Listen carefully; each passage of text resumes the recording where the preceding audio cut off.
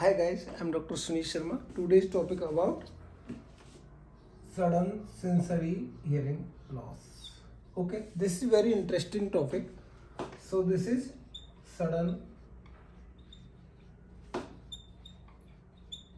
sensory neural hearing loss. Okay, first time this described by Dr. D. Klein in 1944. So, first paper published by Dr. D. Klein in 1944. This is what is definition? According to Wilson et al., there is sudden sensory neural hearing loss more than 30 decibel. Okay, more than or equivalent to 3 consecutive or contiguous frequencies in audiogram, frequencies less than or equivalent in 3 days. So this is standard definition according to Wilson et al. There is sudden sensory neural hearing loss more than or equivalent to 30 decibel, more than or equivalent to 3 consecutive contiguous frequencies within 72 hours or within 3 days. This is the standard definition. According to Haverkamp, this considered as 20 dB. Haverkamp et al. Given the definition is 30 decibel. Okay. Now,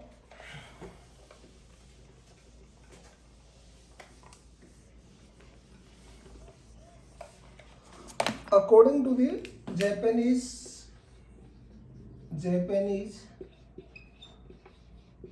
Ministry and Welfare definition, this is sudden sensory hearing loss more than 30 dB with documented in audiogram. Okay, mostly it is idiopathic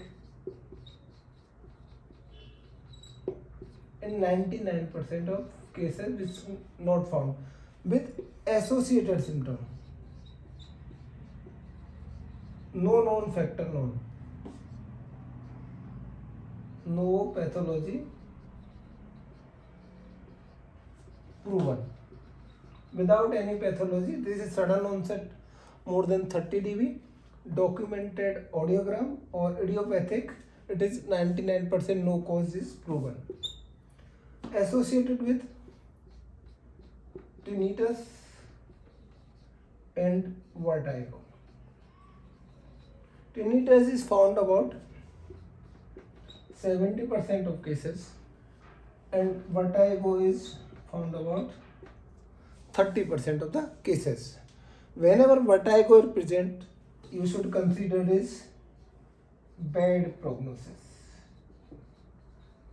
There is patient awaken with sudden sensory hearing loss with giddiness or vertigo, you should consider it as bad prognosis. Okay. These are the definition of sudden sensory hearing loss. Now, what are the causes of sudden sensory hearing loss? Most of the common cause is idiopathic. 99% cases will not have any proven pathology. No proven pathology found. Rest, it is about 99%. Rest is about 1 to 10%. You can say it is 90 to 99%. Okay. Rest about 1 to 10% cases may have some pathology.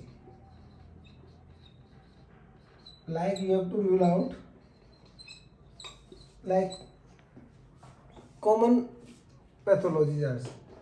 First is infectious pathology. Most common infection is in children is mumps, viral, and adult is herpes simplex virus. Herpes simplex virus. Some bacteria also like meningococci. So these are the common infectious causes. Second common cause is autoimmune.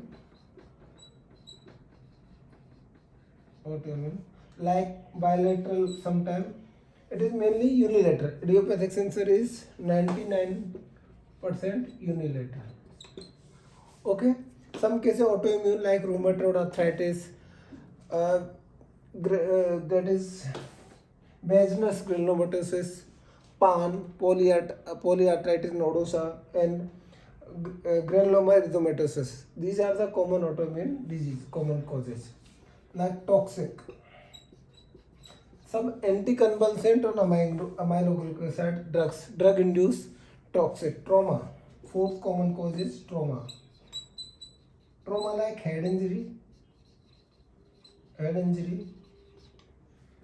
or otological surgery. These are the common causes of traumatic. Some may have psychogenic, functional gain, psychological. Some may have causes like psychological gain, that is functional hearing loss. 6 common causes neurogenic.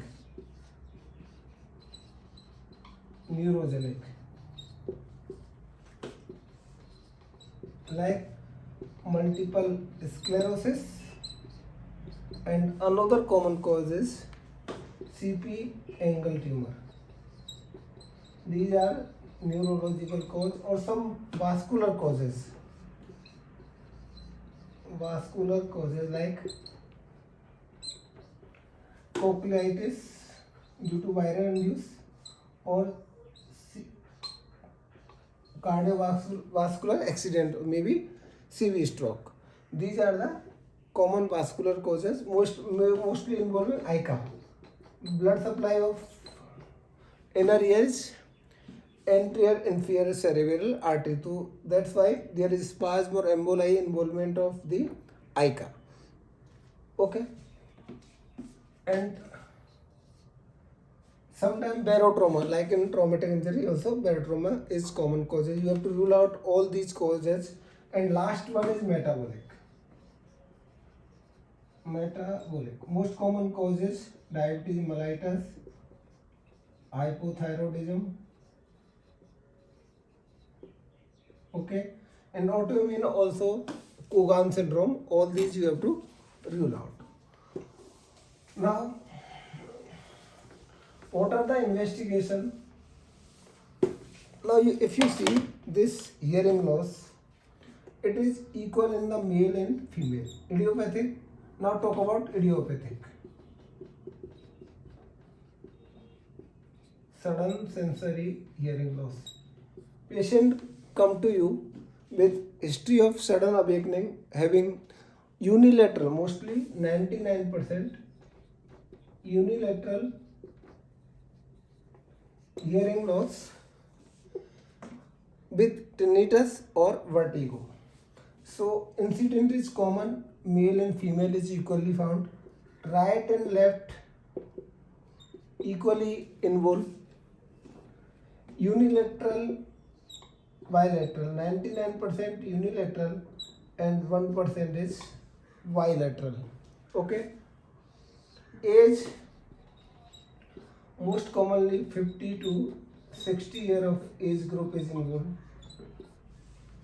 Most commonly found in 50 to 60 year of age. Incidence, mostly 5 to 30 per lakh population.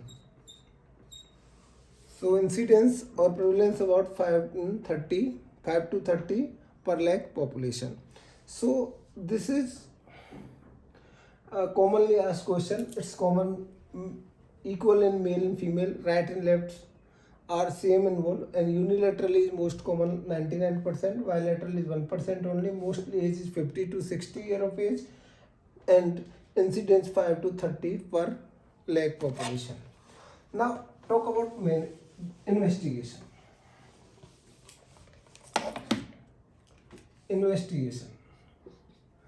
First investigation is ontological or neurological history. Talk about any cranial nerve or only eighth nerve involvement is there. You have to rule out any cerebral sign like ataxia, dysdiadochokinesia, or any cerebellar sign. You have to examine the ear and tympanic membrane properly. Otological examination, clinical history. A patient comes with dizziness or vertigo. If vertigo is present, there is very bad prognosis in these type of the cases. Otological history and clinical examination. You have to rule out any neurological or cranial nerve sign except eighth nerve. Okay. Second, you have to do pure tone audiometry. In children, Vera. In children which is present with idiopathic sudden sign, you have to go Vera. Otherwise, PT is more than sufficient. Pure tone audiometry, you have to see the frequency. See, 10, 125. This is frequencies 250, 500, 1000, and 2000. This is 10 and 120. If this is decibel loss, if you see the audiogram, if there is high frequency loss, this type of loss, there is bad prognosis. If it is this type of flat curve, this is moderate prognosis. If it is this type of curve, this low frequency hearing loss, there is very good prognosis in these type of the patient. If patient come to with low frequency hearing loss, you should consider it is good prognosis. Overall, 95% patient recover with low frequency hearing loss. In high frequency hearing loss, there is about only 50% will recover. Okay. And imaging. Third one is imaging. Most commonly, gadolinium enhanced MRI. Contrast MRI. You have to rule out CP angle tumor and multiple sclerosis. These are most common. CP angle tumor and multiple sclerosis.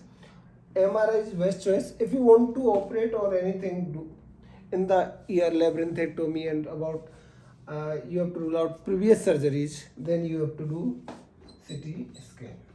So these are the more than sufficient investigation. We should go through it. Now, what is the therapy?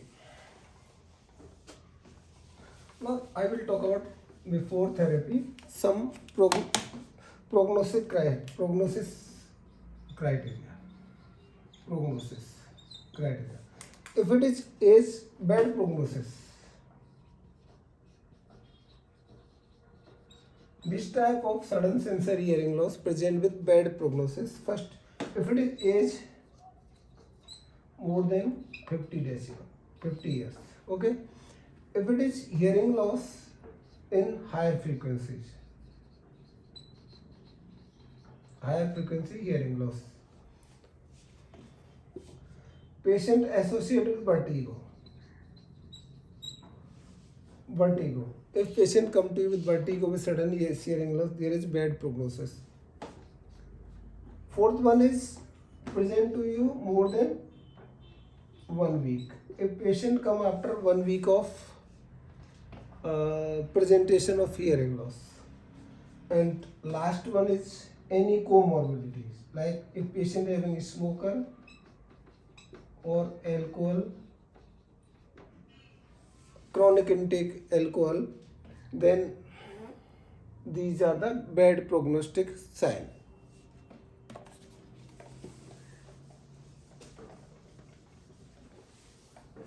Now evidence-based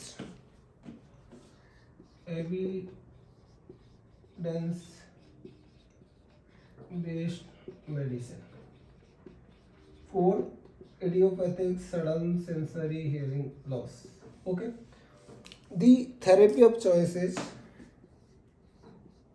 steroid. Okay, you have to give oral within 72 hours. If patient come to you,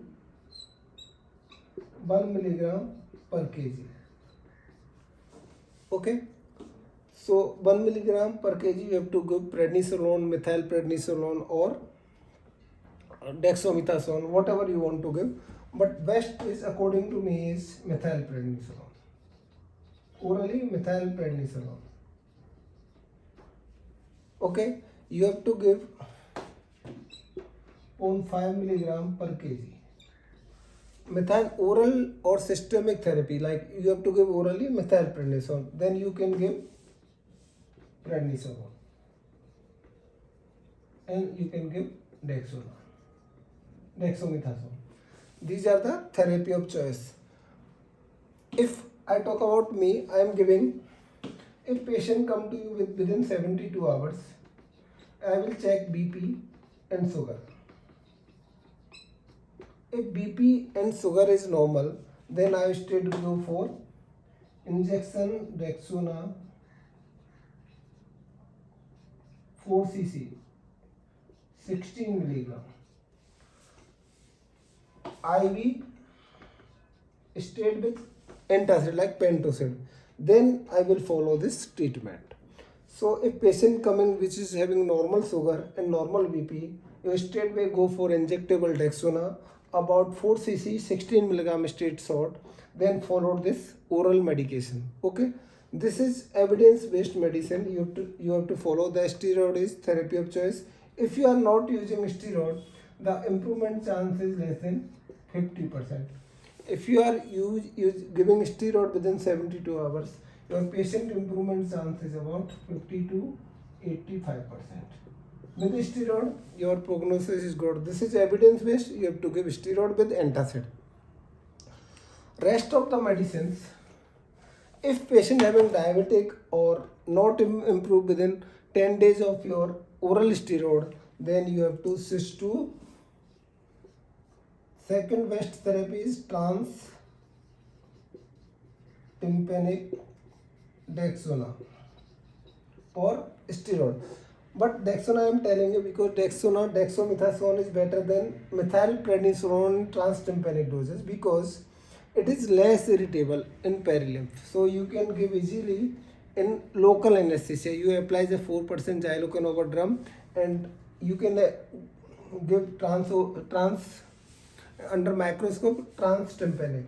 So this you have to give about 1 milligram per ml. Okay, so you have to infiltrate in the enteroinferior quadrant of the tympanic. This is best therapy. You can repeat up to 4 doses.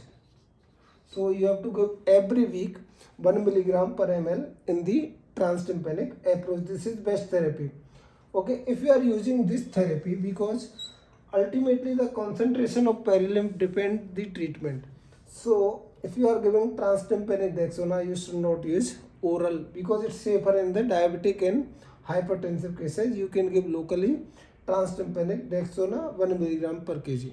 Another evidence medicine is in idiopathic sensory hearing loss is hyperbaric oxygen therapy, HBT. Hyperbaric oxygen therapy If patient not responding to steroid, then you have to combine hyperbaric therapy with steroids. Hyperbaric therapy with steroid. Okay. Then you should not use single therapy. This is not going to work if you are giving only hyperbaric therapy. You have to give steroid either transtympanic or oral. Then it is effective with steroid. This hyperbaric oxygen therapy only effective with steroids only. It's not going to help single therapy. Okay. Then another. These are the two medicines and two approach we can use. If patient come to with vertigo, if patient with sudden sensory hearing loss with vertigo, then you have to give beta-estine.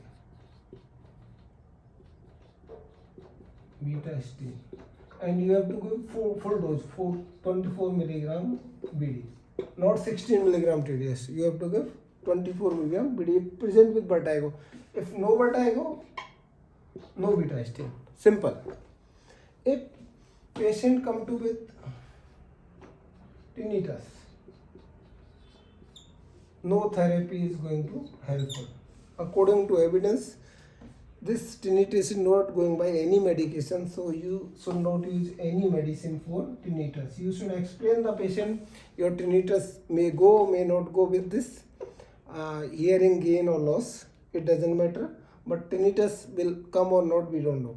So this is, you should not promise the patient about tinnitus improvement. You should only, you can say your hearing will be improved by steroid therapy. Okay, so this is evidence based medicine about sudden sensory hearing loss. If you want to ask me any question, you can ask me on YouTube. I will give you a reply how to give these doses and what are the indication of particular therapy. And I think this is more than sufficient. This is basic knowledge about sudden sensory hearing loss. Thank you so much.